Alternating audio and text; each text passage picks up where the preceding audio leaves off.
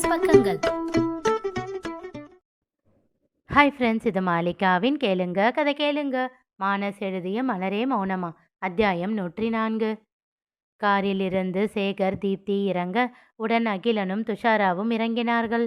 அவர்களை கவனித்த சண்முகம் வேகமாக வந்து, வாங்க சம்பந்தி என்ற வாய் நிறைய அழைத்தார். வாமா என்று தீப்தியிடம் கோரியவர், உள்ள போடா என்றார் உரிமையாக சேகரிடம். இது அவன் வீடு என்னும் நோக்கில். அது அகிலனுக்கும் துஷாராவிற்கும் புரிய சந்தோஷமாகவே உள்ளே வந்தார்கள். தீப்தியின் முகம் முன்பு நடந்த நிகழ்வால் கொஞ்சம் சுருங்கியிருந்தது. வாங்க அக்கா, வாங்க மாமா என்று தளிர் அவர்களை எதிர்கொண்டு அழைத்தாள். அவளை கண்டதும் தானாக தீப்திக்கு முகம் மலர்ந்தது. முன்பு வந்தபோது அவர்களிடம் இணக்கமாக இருந்தவள் அல்லவா? எப்படி இருக்க தளிர்? கங்க்ராட்ஸ் என்றாள் அவள் கன்னம் தட்டி. கங்க்ராட்ஸ்மா என்றான் சேகரும். தேங்க்ஸ்கா, தேங்க்ஸ் மாமா என்று விட்டு சாகித்யனை கையில் வாங்கி கொண்டாள். டேய் குட்டி பையா, சித்தி சொல்லுங்க என்றபடியே அவனை உள்ளே தூக்கிச் சென்றாள். சிவலிங்கம், தங்கமணி, அமுதா மூவருமே அவர்களை உபசரித்து கலந்து பேசினார்கள். என்ன சேகர், எல்லாரும் நல்லாவே பேசுகிறாங்க. அந்த குட்டிச்சாத்தான் எதுவும் பிரச்சனை பண்ண மாட்டேன்னு சொல்லிட்டாளா? இல்லை உங்கள் அண்ணன் பர்மிஷன் கொடுத்துட்டாரா என்றாள் கிசுகிசுப்பாக. சும்மா இரு தீப்தி, அப்பா சொல்லி தானே இன்வைட் பண்ணாரு. அப்புறம் என்ன பிரச்சனை உனக்கு? பிரச்சனை நான் எதுவும் பண்ண மாட்டேன். நீ வாயை திறந்து சும்மா இல்லாமல் எதுவும் பண்ணி வைக்காம இருந்தா சரிதான். அவளை முறைத்து விட்டு திரும்பிக் கொண்டான். ஆம், அன்று தீப்தி கதவை திறந்தபோது சிவலிங்கமும் சண்முகமும் நின்றிருந்தனர். அவர்களை கண்டு திகைத்தாள். என்னம்மா, உள்ள கூப்பிட மாட்டியா என்றார் சண்முகம் சிரித்து கொண்டே. ஐயோ, வாங்க வாங்க மாமா, உள்ள வாங்க என்று விட்டு, சேகர் உங்க அப்பாவும் சித்தப்பாவும் வந்திருக்காங்க என்று உள்ளே பார்த்து கத்தினாள். வாங்க மாமா, உட்காருங்க என்று பொருட்கள் எல்லாம் போட்டு குப்பையாக இருந்த சோஃபாவை ஒழித்து இடம் செய்தாள். சாகிக்கண்ணா, எப்படி இருக்கீங்க? குழந்தையை அவள் கையிலிருந்து வாங்கி கொண்டு அவனை கொஞ்ச ஆரம்பித்தார் சிவலிங்கம். அதற்குள் சேகர் வந்து அவர்களை வரவேற்றான். அவன் கொண்ட மகிழ்ச்சி அவன் முகத்தில் அப்பட்டமாக தெரிந்தது. அம்மா வரலையாப்பா என்றான் ஆர்வமாக. வந்த எங்களை விட்டுட்டு அம்மாவை தேடுற பாத்தியா என்றார் சண்முகம் குறும்பாக.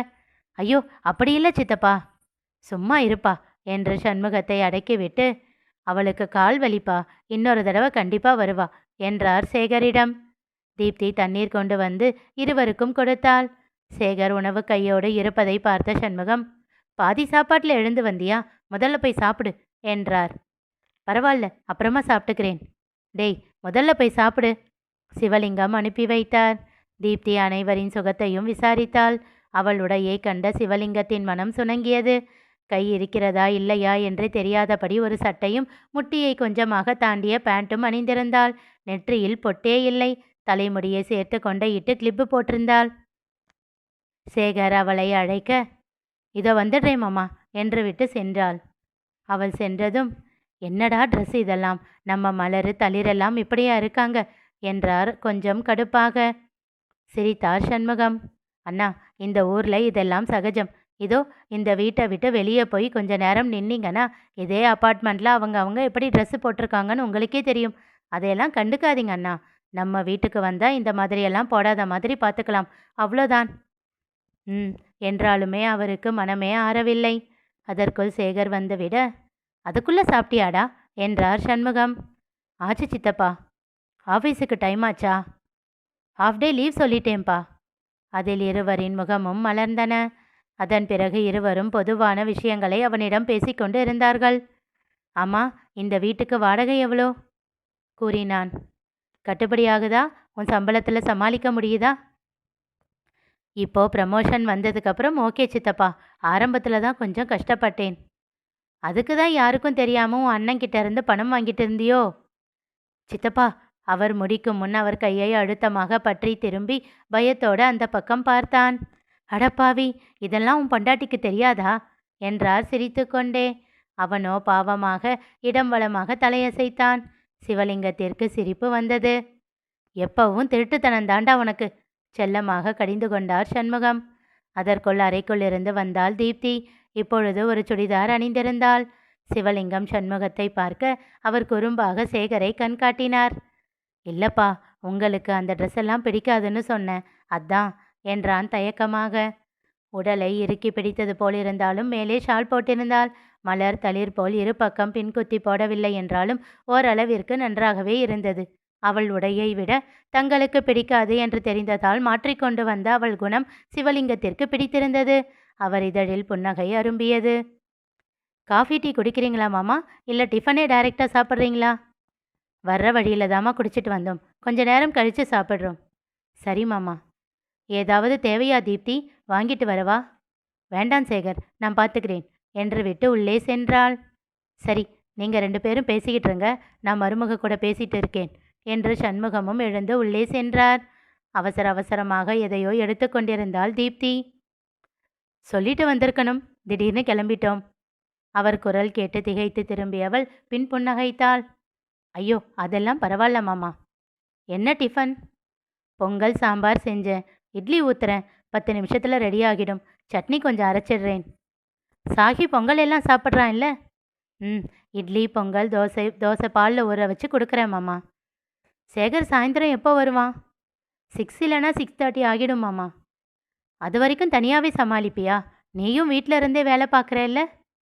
ஆமாம் மாமா, கொஞ்சம் கஷ்டம்தான், பார்த்துக்கலாம், அவன் வளர்ற வரைக்கும் தானே. அப்பா வீடு இங்கேருந்து தூரமோ? கொஞ்சம் தூரம்தான் மாமா, 1 hour ஆகும். ஓ, இல்லைனா அவங்க வந்து கூட இருக்கலாம் இல்லை? அவங்க அதிகமாக இங்கே வரமாட்டாங்க மாமா. சேகருக்கு அவங்க இங்கே இருக்கிறது அவ்வளவா பிடிக்காது. புன்னகையோடு கூறினாலும் அதில் வருத்தம் தெரிந்தது. திகைத்தார் சண்முகம். ஏனென்றெல்லாம் அவளை கேட்கவில்லை. சேகரிடம் கேட்டுக்கொள்ளலாம் என்று விட்டுவிட்டார். அவள் பேசிக்கொண்டிருந்தாலும் கைகள் அதன் போக்கில் வேலை செய்து கொண்டிருந்தன. அதில் கொஞ்சம் ஆச்சரியம் கொண்டார். உனக்கு முன்னாடியே நல்லா சமைக்க தெரியுமா, இல்லை இப்போதான் கற்றுக்கிட்டியா? முன்னாடி கொஞ்சம் தெரியும் மாமா, இப்போ நல்லா பழகிடுச்சு. அதுவும் சாகிக்கு அவுட் சைட் ஃபுட்ஸ் கொடுக்காம நானே தானே செஞ்சு கொடுக்குறேன். அதில் இன்னும் எக்ஸ்பீரியன்ஸ் ஆகிடுச்சு. சேகர் கூட மாட ஹெல்ப் பண்ணுவான் இல்லை? கண்டிப்பாக மாமா, இல்லைனா என்னால் சமாளிக்க முடியுமா என்று கேட்டு சிரித்தாள்.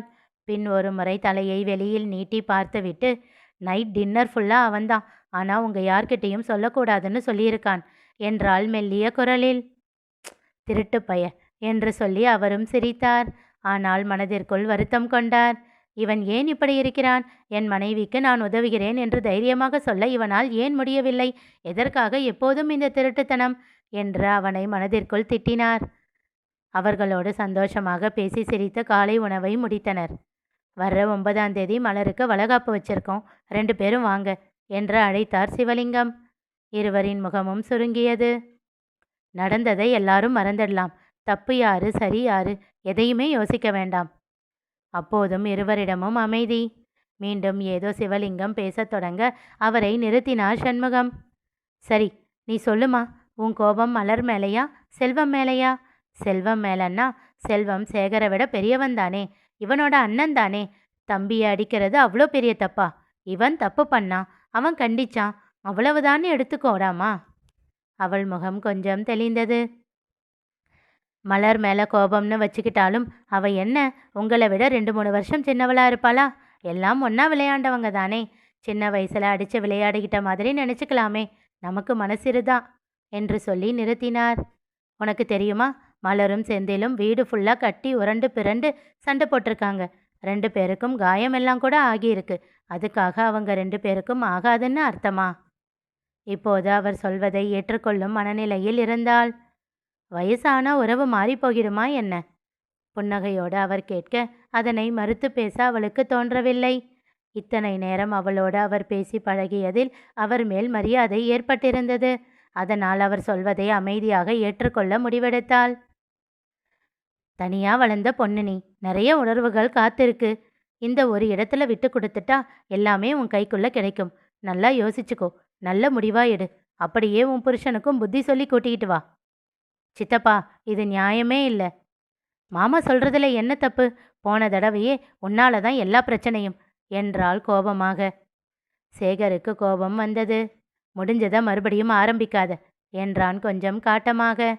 சிவலிங்கத்தின் பார்வை உணர்ந்து தன் கோபத்தை கட்டுப்படுத்தி கொண்டான். எல்லாம் ஓகே தான் மாமா, ஆனால் உங்கள் மூத்த மருமக நாங்கள் வர்றதை விரும்புவாளா? தீப்தி கேட்டாள். சிவலிங்கம் இருவரையும் அழுத்தமாக பார்த்தார். அதை நீங்கள் தான் சரி பண்ணிக்கணும். நாங்கள் அவகிட்டையும் இதே வார்த்தைங்களை தான் சொல்ல போகிறோம். இதுக்கு மேலே வர்றதும் வராததும் உங்கள் விருப்பம் என்று எழுந்து கொண்டார். அப்பா வீட்டு அட்ரஸ் கொடுமா, அவங்களையும் நேரில் போய் பார்த்து பேசி அழைச்சிட்டு போயிடுறோம் என்றார் சண்முகம். உடனே தீப்தியின் முகம் மலர்ந்தது. ரொம்ப சந்தோஷம் மாமா என்றாள் வெளிப்படையாகவே. குழந்தையோடு நேராக செல்வத்தின் அறைக்கு சென்றாள் தளிர். வாடி வா, என்ன சொன்னாங்க உன் ஆசை அக்காவும் மாமாவும் என்றாள் மலர். முகத்தை சுருக்கினாள் தளிர். என்ன போ போ, அவங்க கூட பேசுன்னு துரத்தி விட்டுட்டு இப்போ எதுக்கு கிண்டல் பண்ணுறீங்க என்றாள் கோபமாக. பாத்தியா மாமா இவளுக்கு வர்ற கோபத்தை என்று சொல்லி சிரித்தாள் மலர். மலரை பார்த்து உதட்டை சுழித்து விட்டு வேகமாக செல்வத்திடம் சென்று, இந்தாங்க மாமா உங்கள் தம்பியோட பையன் என்று அவனிடம் குழந்தையை கொடுத்தாள். அவனை ஆசையாக வாங்கி கொஞ்சம் தொடங்கினான் செல்வம். மலரோ அவனை முறைக்கத் தொடங்கினாள். இனி நிகழப்போவது என்ன தெரிந்து கொள்ள தொடர்ந்து கேளுங்க. கதை கேளுங்க. மீண்டும் சந்திப்போம்.